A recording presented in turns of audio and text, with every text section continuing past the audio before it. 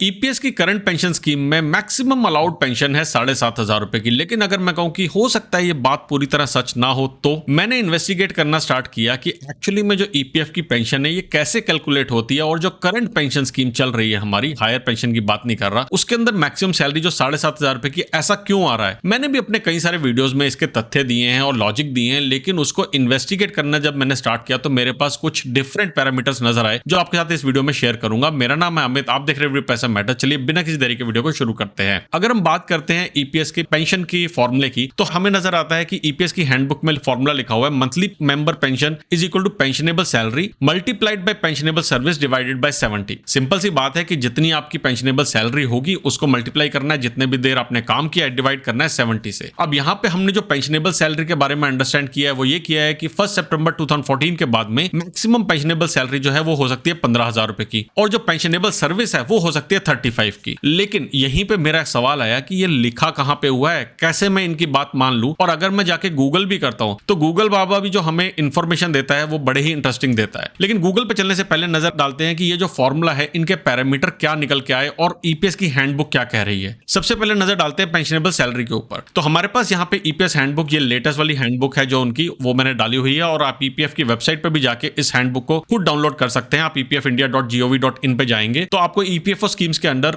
EPF scheme 1952, EPS scheme 1995, इन सब के links मिल जाएंगे और यहां से आप इस डॉक्यूमेंट को डाउनलोड कर सकते हैं। तो जब मैं इस डॉक्यूमेंट पे गया तो मैंने यहां पे देखा ये जो लेटेस्ट हैंडबुक है, फॉर्मूला लिखा हुआ है। फॉर्मूला हम सबको मालूम है, लेकिन ऊपर जाके मैंने चेक किया कि इसके अंदर क्या कंडीशन लिखी हुई है मैक्सिमम पेंशनेबल सैलरी की। तो जो पॉइंट नंबर 11 है वो कहता है डिटर्मिनेशन ऑफ पेंशनेबल सैलरी, यानी कि कितना पेंशनेबल सैलरी मैक्सिमम हो सकता है। और उसके अंदर लिखा हुआ है कि pensionable salary shall be the average monthly pay drawn in any manner including on piece rate basis during contributory period of service in the span of 60 months. Last 60 महीने का जो एवरेज होगा वही हमारा जो है अमाउंट आ जाएगा पेंशनेबल सैलरी का। और जैसा हमें मालूम है कि इसके ऊपर लिमिट लगा दी गई थी 15,000 रुपीज की, उसको भी अगर हम देखें तो यहाँ पे आपको मिल जाएगा कि 15,000 रुपीज का हमारे पास लिमिट लगा दी गई थी। उसके कारण से जो मैक्सिमम अमाउंट आ सकता है वो हमारे पास आ सकता है सिर्फ और सिर्फ 15,000 रुपीज का। तो पेंशनेबल सैलरी का जो अमाउंट है वो तो 15,000 रुपए ही आ सकता है हमारे फॉर्मूले में। और ये 1 सितंबर 2014 से पहले जो अमाउंट था ये था 6,500 रुपए। पेंशन स्कीम की ओरिजिनल वाली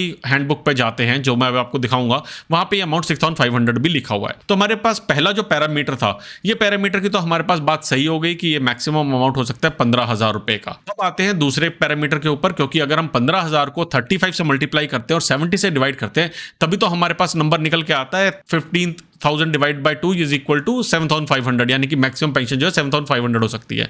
तो अब इस पैरामीटर को मैंने सर्च करने के लिए गूगल पे सर्च किया और गूगल बाबा ने जो मुझे रिजल्ट दिए वो मैं आपके साथ शेयर करता हूं। तो गूगल बाबा ने रिजल्ट हमें दिया है कि अगर आप ईपीएस मैक्सिमम पेंशनेबल सर्विस को देखते हैं तो वैल्यू आती है कि it is capped at 35 years. और जितनी भी वेबसाइट थी उन सभी ने कह रखा था कि यह वैल्यू जो है वो 35 ईयर्स ही हो सकती है। आप सामने देख सकते हैं, यहाँ पे लिखा है maximum pensionable period is capped at 35 years. यहाँ पे भी लिखा हुआ है कि maximum pensionable service is considered is 35 years. ET पे भी जाके देखता हूं तो यहाँ पे भी लिखा हुआ था कि maximum pensionable service can be 35 years. और उसके बाद बाकी और फॉरम्स के ऊपर भी लिखा हुआ है कि maximum pensionable service can be 35 years. और अगर 20 साल से आपने ज्यादा काम किया तो 2 ऐड हो जाता है, मगर अगेन कैप थी 35 की। तो अगर हम वापस अपने फॉर्मूले पे जाते हैं और उस फॉर्मूले में अगर देखते हैं तो यहाँ पे पेंशनेबल सैलरी जो है वो थी 15,000 रुपीज मैक्सिमम, पेंशनेबल सर्विस लिखा 35 और डिवाइड बाय हो गया 70, तो आंसर आ गया 7,500। तो अब आप लोग कहेंगे ये तो यार मालूम है, इसमें आप क्या नया बता रहे हैं। अब मैंने क्या किया, मैंने ढूंढने की कोशिश करी है 35 की वैल्यू आ कहां से रही है। अगर हम वापस साइट्स में जाते हैं तो वहां पे सभी साइट्स के अंदर इंफॉर्मेशन तो दे रखी है, लेकिन कहीं पे भी सोर्स नहीं लिखा है कि सोर्स कहां से आ रहा है। और अगर हमारे पास यहाँ पे सोर्स नहीं है तो हमें कहां पे जाके देखना चाहिए, जो हमारी ईपीएस की हैंडबुक है उसके अंदर। तो हम ईपीएस की हैंडबुक में जाते हैं और यहाँ पे जैसे हमने देखा कि मैक्सिमम पेंशनेबल सैलरी या फिर कैलकुलेशन ऑफ पेंशनेबल सैलरी कैसे हो रही थी, वैसे पेंशनेबल सर्विस कैसे कैलकुलेट होती है उसके ऊपर जाके देखते हैं। तो जो हमारा पॉइंट नंबर 10 है ये बताता है डिटर्मिनेशन ऑफ पेंशनेबल सर्विस, और यहाँ पे 2 पॉइंट्स लिखे हुए हैं। पहला पॉइंट कहता है pensionable service of the member shall be determined with reference to contributions received or are receivable on his behalf in the employees pension fund, यानी कि जितनी उन्होंने सर्विस के लिए इसको पे किया है उसके बिहाफ पे ही डिटरमाइन होगी आपकी पेंशनेबल सर्विस। सेकंड चीज कहता है in case of the member who superannuates on attaining the age of 58 years and who has rendered 20 years pensionable service, the service shall be increased by weightage of 2 years. तो अगर आपने 20 साल से ज्यादा काम किया तो 2 का फैक्टर के अंदर ऐड हो जाएगा। ये बातें भी हमें मालूम है, लेकिन यहाँ पे कहीं पे ये नहीं लिखा कि maximum it will be 35 years. तो 35 इयर्स वाला फॉर्मूला कहां आ रहा है? तो मैं गया ओरिजिनल हैंडबुक हैंडबुक को देखने की क्या ओरिजिनल हैंडबुक में कुछ अलग डिफरेंट चीज लिख रखी है जो कि इन्होंने बाद में शायद चेंज कर दी है, या अगर वो चेंज हुए हैं तो क्या चेंज हुए हैं। तो यहाँ पे आप देख सकते हैं कि ये ओरिजिनल हैंडबुक है। अगेन मैं टॉप पे आपको जाके दिखाता हूँ कि ओरिजिनल हैंडबुक कुछ इस तरीके से नजर आती है, और गूगल पे आप सर्च करेंगे तो आपको ईपीएस 1995 की ओरिजिनल हैंडबुक नजर आ जाएगी, ईपीएफओ के लिंक से आ जाएगी। अब यहाँ पे पेज नंबर अगर हम 14 पे जाते हैं तो वहां पे हमारे पास डिटेल दी हुई है डिटर्मिनेशन ऑफ पेंशनेबल सर्विस और डिटर्मिनेशन ऑफ पेंशनेबल सैलरी। आप लोगों को मालूम है कि 1 सितंबर 2014 से पहले जो पेंशनेबल सैलरी का फॉर्मूला था वो था average of 12 months preceding the date of exit of membership of employ pension fund. तो यानी कि जो 12 महीने का एवरेज था वो यहाँ पे लिखा हुआ है, और उसको रिवाइज करके 1 सितंबर 2014 के बाद में 60 मंथ्स का कर दिया गया था, जिसको ऑनरेबल सुप्रीम कोर्ट ने भी कहा था कि ये ठीक है, इसको चेंज को हम अलाउ करते हैं। लेकिन डिटर्मिनेशन ऑफ पेंशनेबल सर्विस देखता हूं तो यहाँ पे वही 2 पॉइंट है जो हमने पहले कवर किए हैं। यहाँ पे भी लिखा हुआ है कि 20 साल की सर्विस करने के बाद 2 साल एक्स्ट्रा हो जाएंगे, और जो जितना आपने टाइम काम किया है उसके हिसाब से आपको पेमेंट मिलेगी। तो यहाँ पे भी मुझे समझ नहीं आया कि 35 ईयर्स तो लिखा नहीं हुआ है, तो क्या चक्कर है, कैसे चल रहा है। अब इसके बाद मैंने क्या किया, मैंने कुछ कैलकुलेशंस रन करने की कोशिश करी। ईपीएफओ की वेबसाइट पे उनके पेंशन कैलकुलेटर दिया हुआ है, उस पेंशन कैलकुलेटर की मदद से मैंने कैलकुलेट करने की कोशिश करी कि क्या मेरे पास वैल्यूज निकल के आती हैं अगर मैं टोटल सर्विस जो है वो 35 ईयर्स की लेता हूं, तो उस केस के अंदर ईपीएफओ कैसे कैलकुलेट करता है। तो आप स्क्रीन पे देख सकते हैं जहां पे मैंने केस लिया हुआ है, यहाँ पे डेट ऑफ बर्थ लिया मैंने इंडिविजुअल की 16 नवंबर 1972, यानी कि वो करंटली 51 ईयर्स की एज के हैं। डेट ऑफ ज्वाइनिंग ईपीएस ली मैंने 16 नवंबर 1995, ये वही डेट है जिस दिन ईपीएस का स्टार्ट हुआ था, तो मैंने वो पहला दिन लिया है क्योंकि मैं मैक्सिमम सर्विस लेना चाहता था 35 ईयर्स की। इसके बाद डेट ऑफ एग्जिट लिखा है हमने 15 नवंबर 2030, ये वो टाइम है जब इनकी एज 58 ईयर्स हो जाती है, और एज पर ईपीएफओ 58 ईयर्स की एज पे आप सुपर एनुएशन की एज पे पहुंच जाते हैं, यानी कि यहां पे आप एग्जिट कर सकते हैं और इसके बाद आपको पेंशन मिलनी स्टार्ट हो जाएगी। मिनिमम अवेलिंग डेट थी इसके बाद 16 नवंबर 2030, यानी कि जब से आप पेंशन स्टार्ट कर सकते हैं। तो मैंने वही डेट ली पेंशन स्टार्ट करने की, और पेंशनेबल सैलरी डाली मैंने 15,000 रुपीज की। और जब मैंने यहाँ पे कैलकुलेशन करी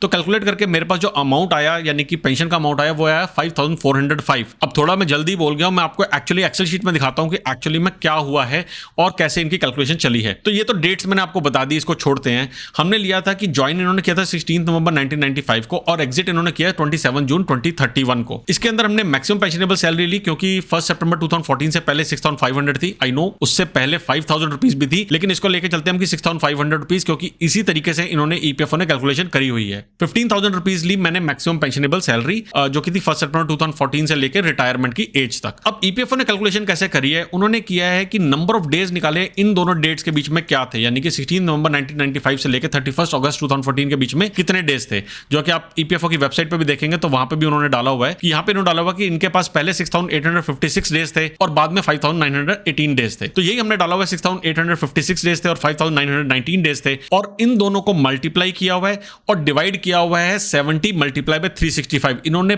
डेज के हिसाब से लिया हुआ है, ना कि होल नंबर ऑफ ईयर्स के हिसाब से। वो इसलिए कि अगर बीच में कोई नॉन कंट्रीब्यूटरी डेज थे, कुछ ऐसे दिन थे जब आपकी कंट्रीब्यूशन नहीं गई है, तो उसको सब्ट्रैक्ट कर दिया जाएगा। ये फॉर्मूला भी आपको जो है ईपीएफओ की वेबसाइट पे मिल जाएगा। तो उस फॉर्मूले को लगाते हैं हम तो वैल्यू आती है 5,219 रुपीज। लेकिन अगर हम ईपीएस की वेबसाइट से देखें, उनका पेंशन कैलकुलेटर से देखें, तो वैल्यू आ रही थी 5,405 रुपीज की। तो मैंने सोचा कि ये क्या चक्कर हुआ है, इनकी वैल्यू जो है वो अलग आ रही है, और यहां पे क्या लिखा हुआ था, वेटेज 2।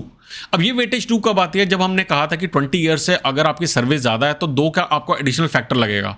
तो मैंने अपनी ओरिजिनल कैलकुलेशन को, जो कि ये थी, इसको थोड़ा सा रिवाइज किया। इस रिवाइज कैलकुलेशन के अंदर क्या किया, मैंने जो हमारे नंबर ऑफ डेज थे इसके अंदर 730 यानी कि 2 ईयर्स के डेट्स मैंने ऐड कर दिए इसके अंदर। तो 2 ईयर्स के जब मैंने डेज ऐड किए तो मेरे पास जो वैल्यू उसके बाद निकल के आई वो निकल गई 5,405, जो कि एग्जैक्टली वही अमाउंट है जो कि ईपीएफओ ने निकाला हुआ है। इस केस में total number of year of service पहुंच गया 37। और मैंने एक नहीं, मैंने कई सारी कैलकुलेशन करी है, और हर केस में देखा मैंने कि 35 ईयर्स की अगर मैं ले रहा हूं तो वो 2 साल के अपनी तरफ से ऐड कर रहे हैं और अमाउंट उस हिसाब से पेंशन का निकाल के आ रहे हैं। यानी कि ईपीएफओ का जो ओरिजिनल कैलकुलेटर है उसमें कहीं पे भी 35 ईयर्स की कैपिंग नहीं लग रखी है। अब ये मामला थोड़ा सा और गंभीर हो गया कि यार हमें तो मालूम था कि इसके अंदर जो कैपिंग है वो 35 ईयर्स की है, लेकिन कैपिंग 35 ईयर्स की नहीं आ रही है। तो जो हमारा फॉर्मूला है, क्या उसके अंदर कुछ और डिफरेंस है, कुछ और कहानी है? तो मैंने अगेन ईपीएस की हैंडबुक को थोड़ा सा और ज्यादा स्टडी किया, जो कि ओरिजिनल वाली हैंडबुक है उसको, और उसके अंदर आके मुझे कहीं पे ये चीज मिली। और यहां पे क्या लिखा हुआ था कि pensionable service will be contributory service, it can go up to a maximum of 40 years, 2 year bonus weightage after completion of 10 years, written in para number 10। Para number 10 हम देख चुके हैं और वहां पे बिल्कुल लिखा हुआ है कि 20 साल की आप जो कंप्लीशन कर लेंगे तो उसके बाद आप 2 साल का जो है एक्स्ट्रा अमाउंट मिलेगा। कॉन्ट्रीब्यूटरी सर्विस भी वहां पे लिखी हुई है, लेकिन वहां पे कहीं पे भी can go up to maximum 40 years नहीं लिखा हुआ था। तो आप ईपीएफ हैंडबुक की अगर पेज नंबर 83 पे जाएंगे तो वहां पे ये चीज लिखी हुई है 40 इयर्स की, और इसके बाद मुझे कोई भी अभी तक गैजेट नोटिफिकेशन नजर नहीं आई जहां पे लिखा हो कि ये 40 इयर्स को कम करके 35 इयर्स कर दिया गया है। आई एम श्योर कुछ ना कुछ होगा। जो लोग, इतने सारे लोग पूरे के पूरे यूट्यूब पे, पूरे के पूरे गूगल पे कह रहे हैं कि 35 इयर्स की मैक्सिमम सर्विस हो सकती है, लेकिन मुझे वो जगह नहीं मिली है जहां पे मैक्सिमम पेंशनेबल सर्विस 35 कहां पे लिखी है और क्यों हमें मैक्सिमम जो है 7,500 रुपीज ही मिलेंगे। अगर आपके पास उसका जवाब है तो नीचे मुझे कमेंट सेक्शन में दीजिए, लेकिन मैं ब्लाइंड फेथ करने वालों में नहीं है, क्योंकि मुझे लगता है कि जब तक मेरे पास लॉजिक नहीं होगा मैं नहीं मानूंगा कि ये जो है 35 इयर्स की मैक्सिमम सर्विस होनी चाहिए। आपके क्या राय है इसके बारे में नीचे मुझे कमेंट सेक्शन में बताएं, और अगर ये वीडियो आपको पसंद लगा या फिर आपको थोड़ा सा डिफरेंट लगा है तो अपने फ्रेंड्स, फैमिली और कलीग्स के साथ शेयर करना ना भूलेगा। जल्दी आएंगे एक और वीडियो लेके, तब तक के लिए बचाते रहें, कमाते रहें, बिकॉज एवरी पैसा मैटर्स।